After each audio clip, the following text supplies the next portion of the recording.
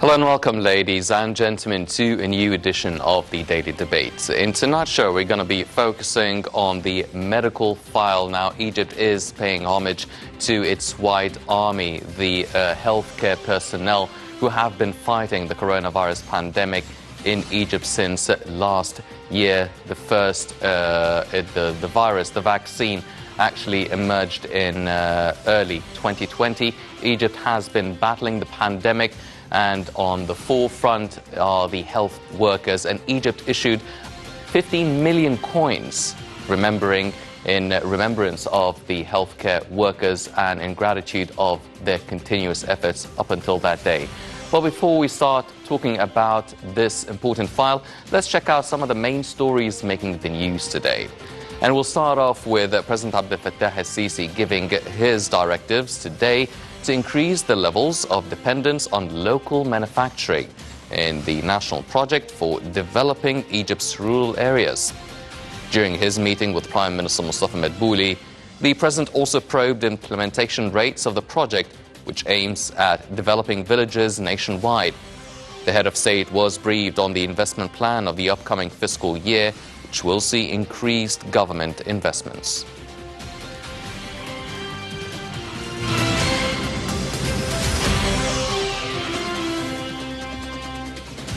President Abdel Fattah el-Sisi said on Tuesday that Egypt is keenly interested in attracting direct foreign investments in the field of new and renewable energy production. The remarks were made during the president's meeting with the chief executives of an alliance of Belgian companies. For his part, the Belgian official expressed the EU's interest in cooperation with Egypt in green energy transmission, storage and production as part of efforts to reduce carbon air pollution levels, given the country's wealth of natural resources and investment-friendly climate.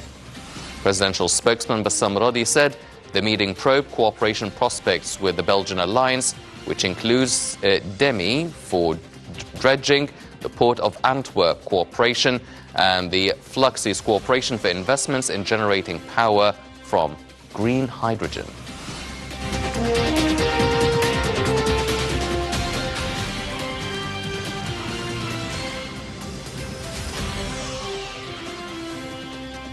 In a separate meeting, President Abdel Fattah el-Sisi discussed with the CEO of the Belgian DEMI Group for dredging means of developing El Bardawil Lake in northern Sinai.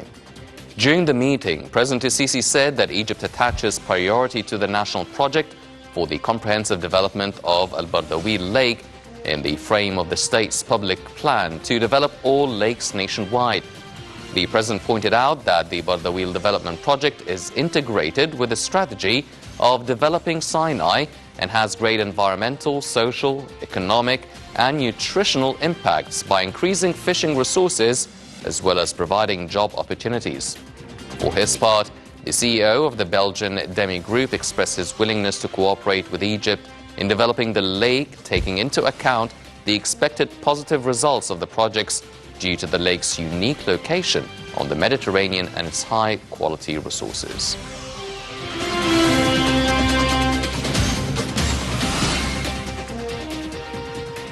The National Palestinian Dialogue concluded in Cairo on Tuesday after discussing ways to end the inter-Palestinian rifts and guarantee the success of upcoming legislative elections called by Palestinian President Mahmoud Abbas. The Palestinian factions thanked President el-Sisi for his support of the dialogue. Egypt, for its part, called on the Palestinian factions, the presidency of the Palestinian Liberation Organization, and the Central Elections Committee to convene in Cairo next March. The two-day dialogue was being held under the auspices of President el-Sisi, with the participation of 15 Palestinian factions, groups, and independent figures. The sessions covered legal and technical procedures for holding the elections. During the dialogue, the Palestinian delegations expressed their appreciation to President el-Sisi for supporting the Palestinian cause, praising Egypt's continuous efforts and sacrifices to achieve the aspirations of the Palestinian people. They also expressed keenness on achieving Palestinian unity.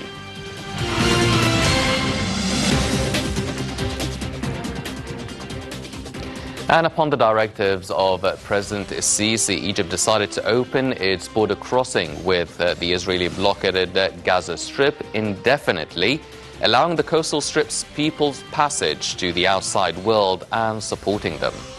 Gaza residents crossing the Rafah border point expressed a mixture of relief. The Rafah crossing has been largely closed in recent months as part of efforts to rein in the coronavirus pandemic, although it has intermittently opened for short periods. These were the main stories making the news today, but now let's focus on our topic in hand tonight. Start off with this report regarding Egypt honoring their healthcare workers by issuing 15 million coins. Let's check out this report and we'll be right back.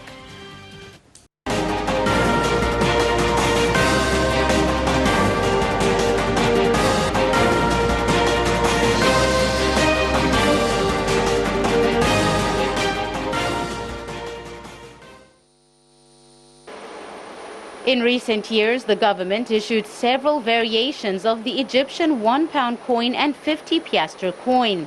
These variations commemorate the many successful projects the country had undertaken on its path for sustainable development. In light of the current global pandemic and in honor of the medical staff who've put their lives on the line to ensure the country's safety, the government diverted from its recent trend and has decided to issue new coins honoring healthcare workers.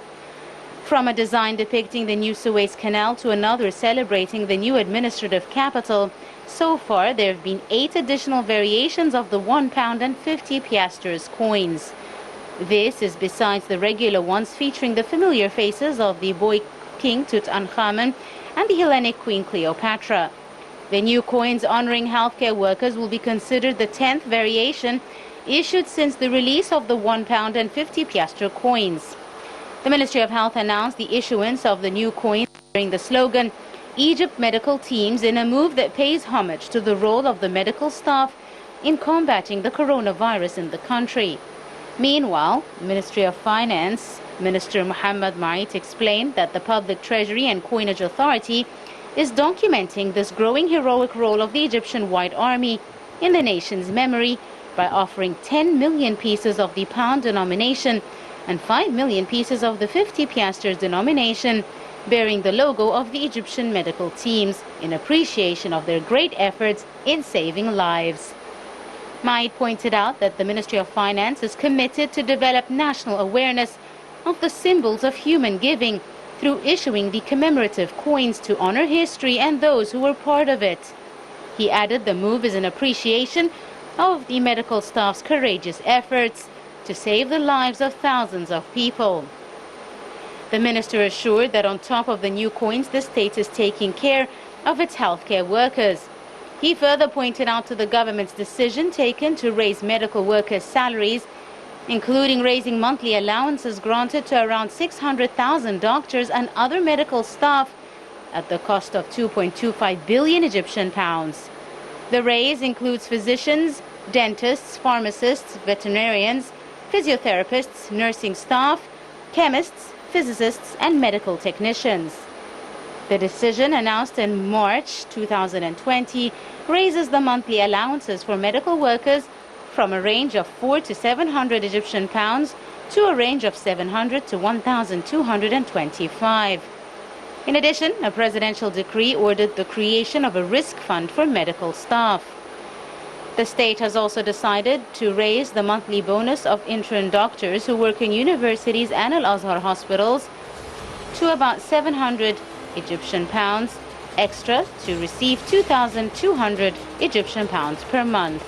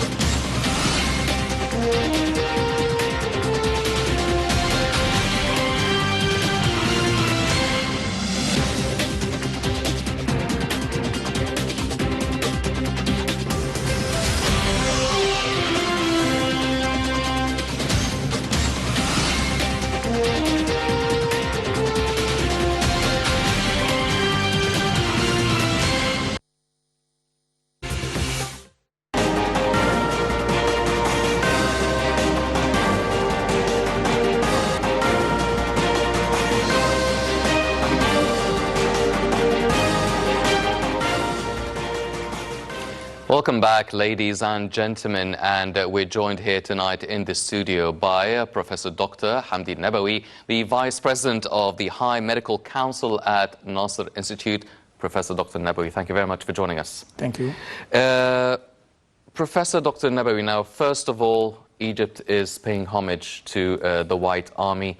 It's a small gesture, but they are issuing 15 million coins, 10 million for the £1 coin and 5 million for the 50 pesos coin. How is this received by the healthcare workers all over Egypt as some sort of a gesture from the Egyptian government? I think the Egyptian government do a very good work in against COVID-19. I think everything is established and everything is founded. No drug decrease in many hospitals. The isolation hospitals and sanitary hospitals have been decreased in number of beds. The results is being good than the first wave. The second wave, I think the death rate decreased due to the effort of the Egyptian government and their past experience from the first wave. Early detection now is easy in Egypt. You can do PCR in about half an hour, governmental and non-governmental, and this is authorized by the Ministry of Health.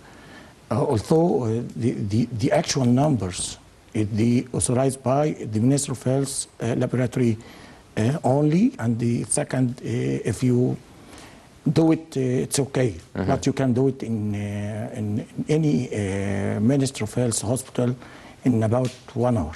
Yes. Well, Doctor, issuing the coins was one form of one gesture by the Egyptian government, but also the government has allocated packages, extra packages to increase the basic salaries and wages for the doctors and nurses all over Egypt. Is this another sign that the healthcare workers would actually feel appreciated by the government for their efforts? I think Egyptian doctors like any Egyptian one. They do every effort. Beside this issue, the coins it's a good sign that the government encourages the doctor that they are very important to us, but we know that. We know that well. Our salaries in Egypt have been increased. According to the medical team, I think in the 3 or 5 years past, it is double or threefolded. Yes. I am sure of that. And Egyptian doctor, you can measure this by the travel to another countries to work. It is decreased, not increased. Yes. Dr. Nabawy, now,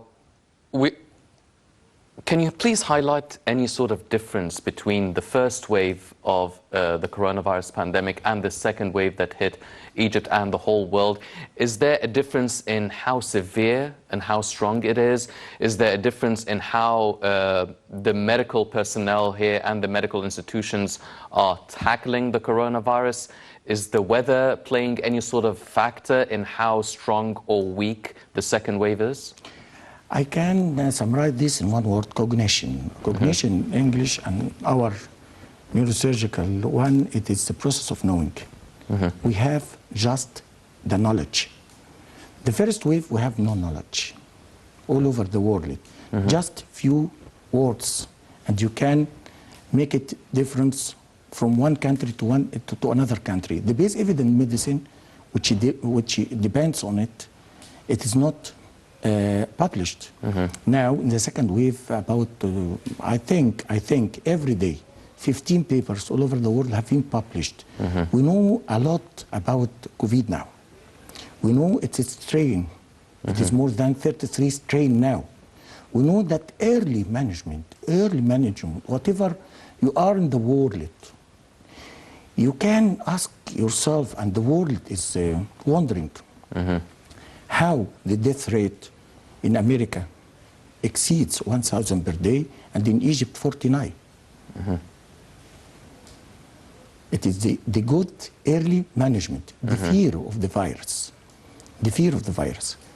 I think the government do a good declarance of its symptoms. If you have a common cold, you are a suspected COVID. Please do take protocol. The government, the Egyptian government take a very good steps.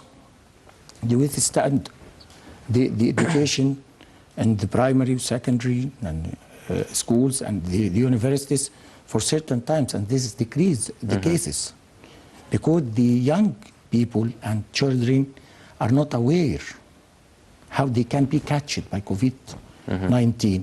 I think we have a good protocols. Egyptian protocol is very, very, very good. Ivermectin, which is a drug, we use it in lysis in the hair, is very effective in COVID for the old one, above 60. Plaquenil, still, we do it in Egypt. Antivirus is present in every hospital, in every pharmacy. The plenty of drugs and protocols in Egypt and the awareness of the people led us to decrease the deaths. Although we are not a developed country. We are developing, not developed. Yes. So the second wave, I think, the world have knowledge. Knowledge means science, means good performance, means good prognosis. So death rate also it is large to the first wave, but the catched people in one day is triple the first wave, and the death is it's nearly equal. Yes. About 6,000 to 7,000 per day. Dr. Nabawy, now you've highlighted that one of the most important things is the early management and dealing with the virus. Now, can you please highlight what are the main things that someone should do? I mean, yes, we understand about social distancing, wearing the face masks and everything. Now, a lot of people are talking about the vitamin C, vitamin D, taking the zinc, drinking a lot of fluids. How can you actually make sure, if you're suspected of COVID-19, what should you do? If you take all these things, all these protocols, should you be fine or at least have mild symptoms of the virus?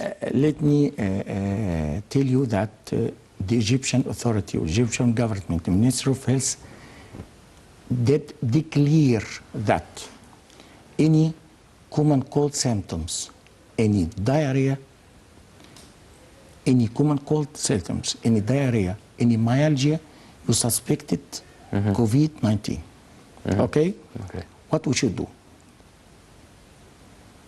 Egyptian protocol have been declared its protocol to mild, moderate, and severe cases. The simple oxygen pulse oximeter, which attach it to one finger and let you know how oxygen in your blood is very important. It's very, very important to know it. From 92 and above, you can withstand COVID with early management. What is early management? It's a protocol, have been published. You can enter in the Ministry of Health. You will do it easy in Arabic, in English. Yes. You can take it. Zinc, vitamin C, it's a vitamins.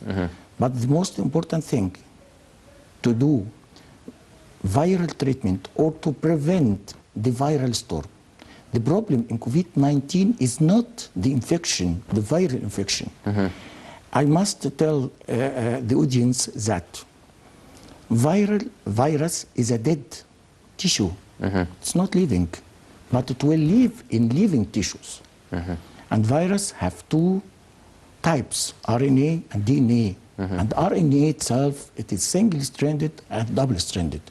We have been attached by single-strand RNA virus, which COVID virus or coronavirus. This virus is dead. When he attack anybody, he will multiplicate because he enter living tissues. Yes. After multiplication, the viral storm began. The viral storm began after the 5th or 6th days by immunity of the body. It needs to repel this virus. She cannot do it. The immunity hurt the human being. No one did from the virus.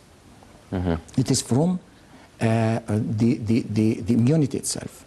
And we do 2 papers in Nasser Institute about CVS, cerebrovascular stroke and viral. The first presentation of viral COVID-19 is CVS, and the second thing, the prognosis or the rate of this according to the renal function.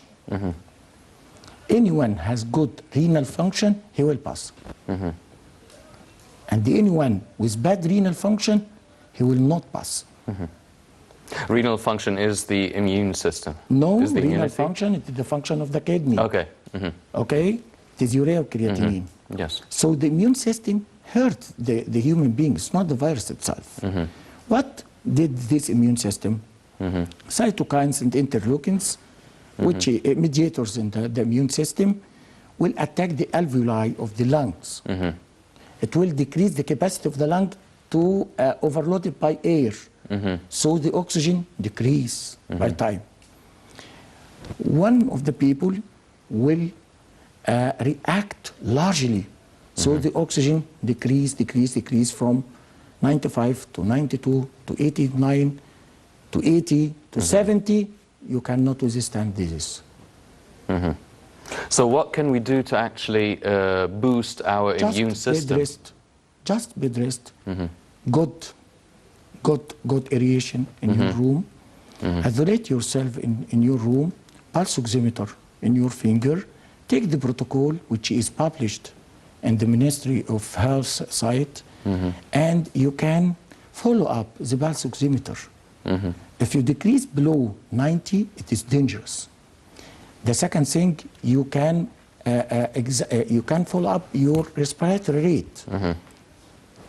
You take 1 minute and you calculate the respiratory rate. If it is above 25 or 32, it is dangerous.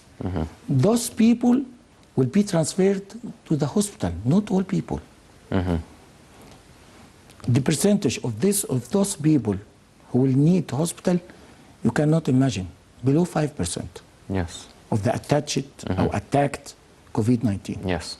Dr. Nabawy, now, is there any sort of implications of the weather on how strong the pandemic is or the virus is? For instance, in Cairo, we have more of a moderate weather, even though we are in winter, but still the weather is moderate and tolerable. Yes. It's not snowing, it's not heavily raining. Compared to other countries and other continents around the world, does that have any sort of effect, or it doesn't have any? Some people, I will talk to you about the base evidence medicine. It is positive. When the temperature increase, the cases will decrease and the death rate will decrease. It is published, and I cannot deny. But base evidence medicine, it's not accepted. It is level 3, not level 1. But the importance of that is the coincidence. What is the coincidence? You can be attacked by coronavirus and influenza at the same time. In the same time, influenza decreases the immunity, so coronavirus can take more action on you. So I think when we explain why in winter it is more dangerous and more numbers, I think this is accepted. But it is not based evidence medicine, but I think to my mind. And when the temperature increase, I think it is finished in Egypt. I'm hoping that it is the second and last wave. Hopefully so. Doctor, now, a lot of people are saying, yes, we got infected by the coronavirus in our respiratory system, and some are saying, no, it's within the digestive system, in the stomach. How is it possible to be infected in this system or the other system? Is it one through food, having it transmitted through food or whatever you eat, and the other one is just through breathing? Let us explain that viral load is important. In us, the doctors, we exposed to high viral load. High viral load will reach the pulmonary. We have many types of COVID, as you know. Pulmonary type goes to the lung, and intestinal type goes to the intestine and causes diarrhea. It is very, very minimal in its effect, except if it is causing mesenteric vascular injury or something like that, it will die. But it's very rare.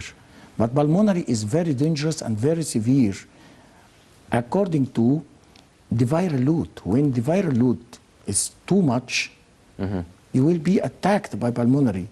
And the pulmonary itself, one loop of the lung or total lung or scattered in the lung, it is affected by that. But let us make you not verified from that, that dry mouth will go the virus into the lung. So the doctors help the people by many things, that you drink water, drink hot water, make your nasopharynx wetted, will not go to the pulmonary, to the lungs on both sides. But the pulmonary type, which reaches the lung, is more dangerous than the intestinal type. Yes. Well, ladies and gentlemen, as part of efforts of Egypt and the Ministry of Health, actually China is to provide Egypt with 300,000 doses of a Sinopharm COVID vaccine pretty soon. It's a donation from China to Egypt. Let's check out this report and we'll be right back.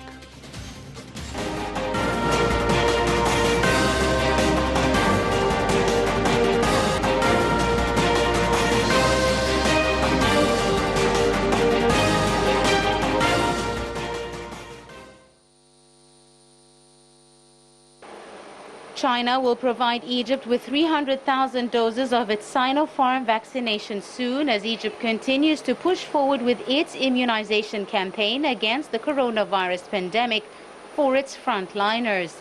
Beijing's ambassador to Cairo announced that his country would provide the doses enough to vaccinate 150,000 people in the Chinese vaccine within the framework of deepening the two countries' friendship and bolstering bilateral cooperation in facing the pandemic.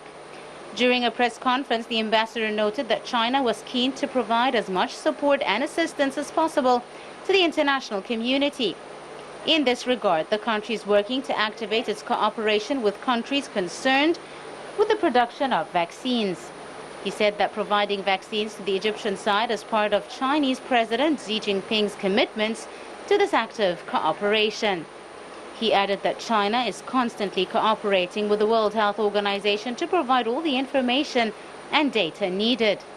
The ambassador also said Chinese companies are open in their cooperation with their counterparts across the world. The ambassador revealed that China will provide a batch of vaccines to the Arab League's General Secretariat as part of its keenness to support efforts to combat the COVID-19 pandemic. He added that the joint Egyptian-Chinese cooperation in confronting the pandemic has effectively begun a new page of solidarity between the two nations. He also stressed that Beijing will not forget that Egypt was one of the first countries to assist China in the beginning of the pandemic. China has provided batches of medical supplies to Egypt to support the latter's efforts to fighting the virus. The first batch of the Chinese vaccine arrived in Egypt from the UAE on the 10th of December. Chinese ambassador elaborated that Beijing is determined to support developing countries in the framework of combating COVID-19 and cooperating with them by providing vaccines.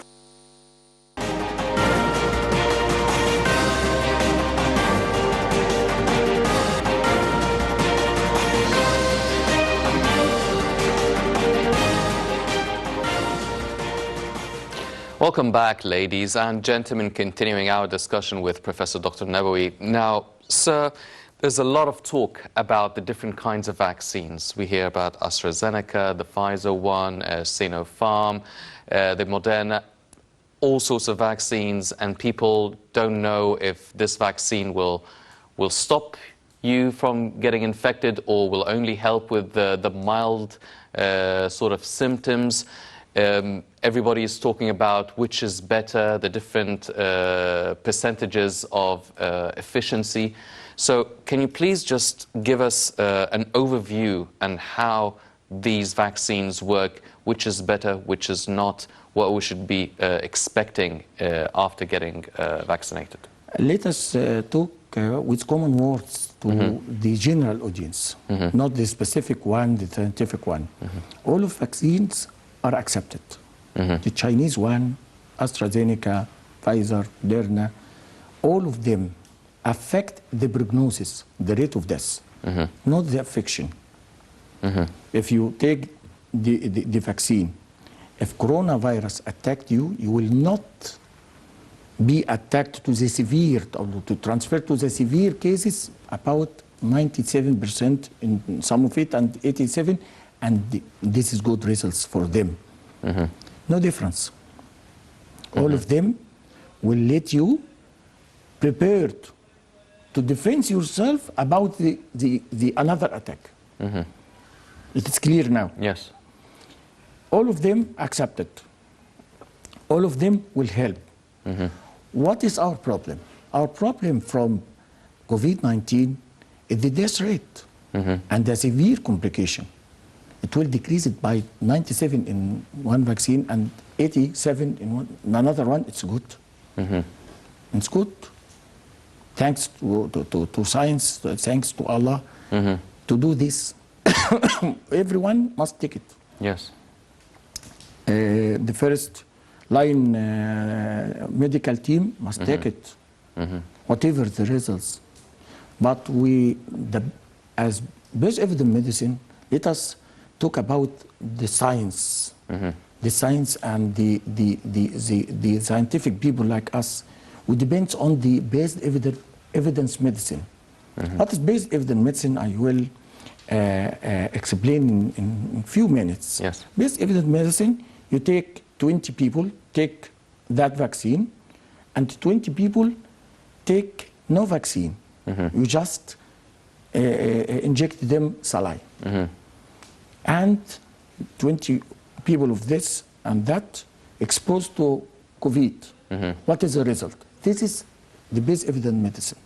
This is not done to any vaccine because it is an urgent situational state all over the world, but accepted by WHO, the World Health Organization, and accepted by many countries. Dr. Nabawy, now if someone gets infected by coronavirus and then afterwards they get vaccinated or not, are they susceptible to getting infected once again? And if they will be infected again, will it be as severe as the first one, first time, or did they already develop antibodies and a better handling? Vaccination will adjust your immunity. It will prohibit the cytokine storm, the immunity storm, because the term in medicine, we know it, the cross immunity. What is cross immunity? If you're affected by one strain of COVID, like Chinese strain, and you take immunity to that, it will last us for 3 to 6 months. I think it is our Egyptian protocol for vaccination, no vaccination until 3 months after affection, like me. Okay, I'm not supposed to be vaccinated till the 1st of April. Okay, because I am clear the 1st of January. The cross immunity means that if you can affected by one strain of COVID-19 and another strain like European strain or Brazilian strain or whatever strain, it will affect you, make your body act like influenza. It will not severe because your immunity knows the corona one. Yes. I tell you what, it's coronavirus, it's like a crown virus. When it reads the RNA or genes, a sample of that, it will attack it. Yes. Doctor, now, a lot of people, be it in Egypt or all around the world actually, they were very skeptical about the vaccine. They're worried about side effects. They're worried about how this will affect their health on the long run, especially that nobody really knows the exact side effects of the vaccines. What can you tell the people to inform them about possible side effects that they could have or no side effects? Numbers. What is numbers? England had vaccinated up till now 4 million. The complication or the side effect not reported more than 10 or 12 cases in 4 million. I cannot tell you after that. Yes. It's easy. It will be safe to everyone. Everyone in the first team must take it because they have exposed to a high viral load. You can, I'm working in a hospital, you can suspect it or exposed to 10 people and you don't know in one day. Yes. You imagine that? 10 people, that the first one give you some coronavirus, and the second, and the third, and the fourth, and fourth. This is high viral load. And it is best evidence that high viral load is more dangerous than low viral load. Yes. Doctor, now, how will the vaccination process take place here in Egypt? We know that the first people to receive the vaccines are the medical healthcare workers, the doctors, the nurses, the people on the front line. Then it should be the elderly and people who show severe medical disease and everything. How long would that process take, and what should people do? Should they go and apply somewhere to get vaccinated? Should we just wait and see our turn to go and get vaccinated? I think our government or Egyptian authority take the good steps. They have been contract with many countries, AstraZeneca and Chinese one and Pfizer. I think we will finish about 1 or 2 years, I think, to my mind. But it's not dangerous to the Egyptian people because the cross immunity and the herd immunity. I think it is established in Egypt. Do you feel that the herd immunity had a big role over the second wave as well? Let us read the history. Spanish influence have attacked the world in 1980 to 1920. The death rate was 100 million. In Egypt, about 1 million, I think 1 million. A lot of people dies, and after that, the virus itself weakens itself by itself. It takes many variants. Yes. Many variants. Every variant is weaker than the first. And this is explain the death rate in comparison to the number of affected. It is the virus itself. It will kill itself. Doctor, do you feel that it will take some time until the COVID to become like an influenza? I think it is in August, everything it finished. I think, to my mind. Yes. So we should not be expecting a third wave? It will not be dangerous because we have cross and herd immunity in Egypt. Doctor, do you feel that the way that Egypt is dealing with the pandemic, I mean, when you look at the numbers and you see the number of infected people in different countries, the US, the UK, Spain, Britain, Brazil, you see very high numbers, and the numbers in Egypt are actually decreasing. A lot of people saying the health minister, Dr. Helazaid, actually mentioned that this is only also a fraction of the real numbers because not everyone is getting tested. Is there any sort of plans or hopes for the testing to be cheaper for everybody to actually do a coronavirus test? That's a very hard question, but I will answer you. Professor Dr. Hala Zaid, the Minister of Health, declared that everywhere that what we declare it in the WHO every day is only the Minister of Health labs. And many people do outside these labs and don't do it from the beginning. I think she did a good work. Why? Every country faces its problem by its capability or ability to do that. The net result, the prognosis is good in Egypt. Everyone take that, and I'm sure I'm speak with my friends in Europe. It's very good. The test in Europe, it is done to the very mild cases. It will not differ the prognosis. I think America now, USA, have been reached to 245,000 deaths. We near 9.9 thousand. Their population is about 330 million. We are 1,000,003, third. Yes. So the death rate on them is higher than us.